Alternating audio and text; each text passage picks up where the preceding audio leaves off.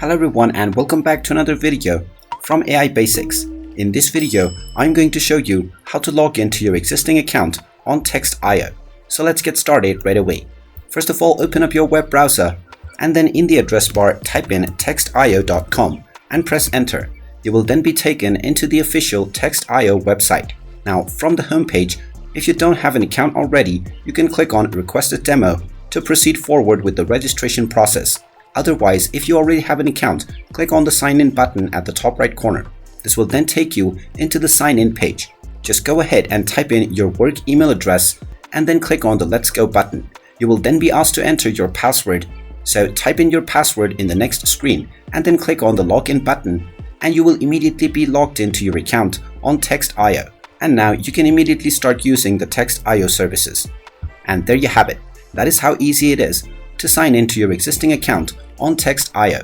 If you find this video helpful, make sure you hit that like button and subscribe to our channel if you haven't done so already. Also ring that notification bell to never miss another update from us. Thank you for watching and I will see you again in the next video.